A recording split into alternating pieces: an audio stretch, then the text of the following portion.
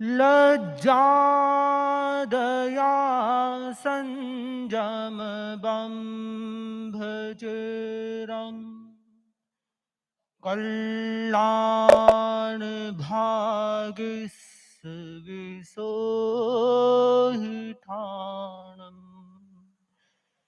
जेमे गुरु सयय मनुशासयन्ति ते हम गुरु सययं पूजयामि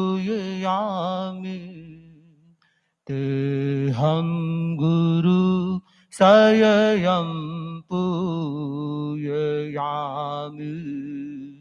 ते हम गुरु सययं पूजयामि। तेरा पंथ के आद्य प्रवर्तक जैन धर्म के महान प्रभावक आचार्य श्री भिक्षु के चरणों में श्रद्धा भरा वंदन। परम पावन परम श्रद्धेय आचार्य प्रवर के श्री चरणों में सभक्ति वंदना। आदरास्पद साध्वी प्रमुखा श्री जी, आदरणीय साध्वी वरिया जी, साधु साध्वी वृंद, समणी वृंद, बंधुओं बहनों, आज 264वां तेरापंथ स्थापना दिवस है और तेरा पंथ की स्थापना हुई उसके पीछे आचार्य भिक्षु का महान अवदान तो है ही। उस समय की जब तेरा पंथ की स्थापना हुई, उद्भव हुआ, उस समय की स्थितियां भी ऐसी ही थी, जो मानो की नियति का ऐसा योग ही था कि तेरा पंथ का उद्भव हो गया। कल्प सूत्र में बताया गया है कि जिस रात्रि में भगवान महावीर ने निर्वाण को प्राप्त किया था, उसी रात्रि में भस्म राशि नामक महाग्रह भगवान की जन्म राशि पर लगा था और वह 2000 वर्ष पर्यंत रहेगा और उसका प्रभाव यह होगा कि भगवान महावीर का यह शासन विशेष उन्नति को प्राप्त नहीं कर पाएगा, बीच बीच में बाधाएं आती रहेगी। और एक बंकचूलिया ग्रंथ है, उसमें भी ऐसा उल्लेख आता है कि भगवान महावीर के निर्वाण के पश्चात 291 वर्ष पश्चात संप्रति राजा हुआ और उसके बाद 1699 वर्ष तक दुष्ट जन श्रुत की अवमानना करते रहेंगे और 1990 वर्ष के बाद एक ग्रह और लगेगा, धूमकेतु ग्रह लगेगा। वह भगवान की राशि पर 333 वर्ष तक रहेगा और तब तक संघ और श्रुत का उदय नहीं होगा। और जब हम इन सब दोनों बातों को मिला के देखते हैं, 2000 वर्ष से 10 वर्ष पूर्व धूमकेतु ग्रह लग गया और दोनों का योग बिठाते हैं तो 2323 वर्ष लगभग बनते हैं। वीर निर्वाण के 470 वर्ष बाद विक्रम संवत शुरू हुआ, तो उस हिसाब से यह संवत बैठता है 1853। तो इन ग्रंथों के आधार पर देखें तो जब भस्म राशि ग्रह महाग्रह उतरने को हुआ, उस समय जैन शासन में लौंका शाह नाम के एक व्यक्ति हुए। उन्होंने भगवान महावीर के शासन को, सिद्धांतों को मूल रूप में स्थापित करने का प्रयत्न किया और खूब तीव्रता से प्रयत्न किया, किंतु भगवान की जन्म राशि पर पुनः धूमकेतु ग्रह लग गया, इसलिए वह क्रम आगे नहीं बढ़ पाया। और जैसे ही धूमकेतु ग्रह उतरने को हुआ, उतरने की अवस्था में हुआ, तब उस समय 1817 में आचार्य भिक्षु ने इस महान धर्म संघ की एक स्थापना की थी, या हो गई, कुछ भी माने, क्योंकि तेरा पंथ का नामकरण तो जोधपुर के बाजार में ही हो गया था। और जिस समय आचार्य भिक्षु ने यह सुना कि लोग उन्हें तेरा पंथी कह रहे हैं, तो भिक्षु स्वामी ने पट्ट से उतरकर हे प्रभो यह तेरा पंथ कहकर उस तेरा पंथ नाम को स्वीकार किया था। और हम यों माने कि उस आषाढ़ी पूर्णिमा के दिन जब भिक्षु स्वामी ने भाव दीक्षा ग्रहण की, उस समय तेरा पंथ का वह नामकरण, वह प्राण प्रतिष्ठा को प्राप्त हो गया। आज के दिन तेरा पंथ की एक विधिवत स्वतः ही सहजतया शुरुआत हो गई। आचार्य भिक्षु ने जब अभिनिष्क्रमण किया था तो उस समय उनके साथ कई संत थे। आचार्य जयमल जी के 6 संत उनके साथ आ गए थे, जिनमें थिरपाल जी स्वामी, फतेहचंद जी स्वामी भी थे और 2 संत अन्य संप्रदाय के भी थे और खुद 5 संत भिखंडी स्वामी थे। यों 13 संत थे और उन संतों ने भगवान महावीर के विशुद्ध दर्शन और शुद्ध साधुपन का पालन करने के लक्ष्य से अभिनिष्क्रमण किया था, प्रस्थान किया था। आचार्य भिक्षु ने मारवाड़ से विहार कर अरावली घाटी को पार कर मेवाड़ की धरती पर पादन्यास किया। वे उसी बोधि स्थल, बोधि जहां उन्हें बोधि प्राप्त हुई थी, उस स्थान पर पहुंचे। संतों में व्यापक विचार विमर्श हुआ और यह निर्णय हुआ कि कई मुद्दे अभी चिंतन के बाकी हैं, इसलिए एक बार तो हम चतुर्मास लगने वाला है, एक जगह इतने संतों को ऐसे भी आहार पानी नहीं मिलता है, एक साथ रहने से आहार पानी की उपलब्धि भी नहीं हो पाएगी, इसलिए सब संत अलग अलग हो गए। और स्वामी जी ने उनको यह चिंतन दे दिया कि आषाढ़ी पूर्णिमा के दिन सायंकाल हमें विधिवत भाव दीक्षा स्वीकार करनी है और चतुर्मास के पश्चात जब हम पुनः वापस मिलेंगे, जो मुद्दे अवशेष रह गए हैं उन पर चिंतन मंथन करके जो भी होगा आगे का निर्णय किया जा सकेगा। भिक्षु स्वामी तेले की तपस्या में वहां से विहार कर केलवे की धरती पर पहुंचे और मेवाड़ का वह केलवा गांव जहां पर भी लोगों में वह विरोध का बवंडर चालू था, वहां पर भी स्वामी जी का विरोध था। भिक्षु स्वामी ने वहां के लोगों से ठहरने के स्थान के विषय में पूछा तो किसी एक व्यक्ति ने अपने सदस्य बताया कि यहाँ पर अंधेरी ओरी है, चंद्र प्रभु का मंदिर है, उसके पास में स्थान है, वहां आप ठहर जाइए। भिक्षु स्वामी और उसका तो लक्ष्य था कि सांप भी मर जाए और लाठी भी न टूटे, क्योंकि उस अंधेरी ओरी के विषय में ऐसा जनमान्य में धारणा थी कि जो भी व्यक्ति वहां रात को ठहरता है वह अगले दिन जीवित नहीं रहता है। तो किंतु आचार्य भिक्षु सत्य साधक थे, निर्भय थे, उनका आत्मबल अद्भुत था, इसलिए उन्होंने इन सब बातों की किसी की परवाह नहीं की और वे उस अंधेरी ओरी में ठहर गए। और उस अंधेरी ओरी में भारमल जी स्वामी के साथ जो उपद्रव हुआ और फिर बाद में वह यक्ष तेरा भिक्षु स्वामी का एक तरह से अनुयायी बन गया, भक्त बन गया और वहीं से आषाढ़ी पूर्णिमा के दिन आचार्य भिक्षु ने भाव दीक्षा स्वीकार की और वही तेरा पंथ धर्म संघ के लिए पूर्णिमा की रात को लगभग 7:25 पर भाव दीक्षा स्वीकार की थी। और वहां से निकला हुआ उस अंधेरी ओरी से निकला हुआ वह प्रकाश मानो कि आज सारे विश्व में फैल गया है। उस समय सहजमयी दीक्षा के साथ ही आचार्य भिक्षु जो संत भिखण थे वे आचार्य के रूप में प्रतिष्ठापित हो गए और मानो आचार्य भिक्षु का उस समय कोई ऐसा चिंतन भी नहीं था कि मुझे कोई पंथ चलाना है।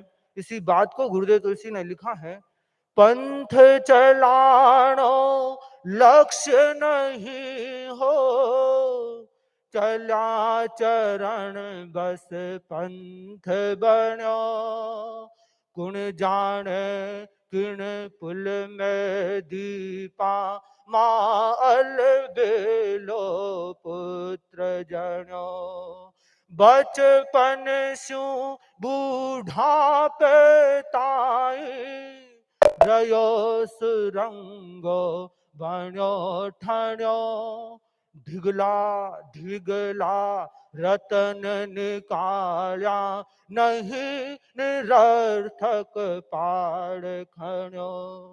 शासन में अनुशासन थाप्यो मानदंड स्यू जायन माप्यो। व्याप्यो जन जन रे मन मन में मोहन गारो लागे। मान सिरियारी रो संत प्यारो प्यारो लागे। मान सिरियारी रो संत प्यारो प्यारो लागे। तो स्वामी जी का वह महाप्रस्थान, वह धर्म संघ की स्थापना का दिन तेरापन स्थापना का दिन बन गया। और चतुर्मास की समाप्ति के बाद संत मिले, आपस में चिंतन मंथन किया और उनके विचार मानो मिले नहीं। और उन 13 संतों से बाद में 6 संत ही रह गए, जिसे गुरुदेव तुलसी ने तेरा पंथ प्रबोध में एक पद्य में भी अवगुंठित किया है। तेरा मास्यू सात गया छवरया परम परमार्थ पखी। थिर थिर पाल फतेह भी भारी हर तो कर अभिधान अखी। ओ संता आगे सू आगे अब बढ़ सी विस्तार हो। जन जीवन आधार हो तेरा पंथ राम। आचार्य भिक्षु और उनका तीव्र मनोबल था। उनके सामने स्थान की समस्या थी, आहार की समस्या थी, पग पग पर अवरोध थे। और उससे भी बड़ी बात, उनके सामने लोगों के अंतहीन आरोप थे। उन भीषण स्थितियों में भी, भीषण अवरोधों में भी आचार्य भिक्षु अडिग रहे, डटे रहे, कभी हटे नहीं, झुके नहीं।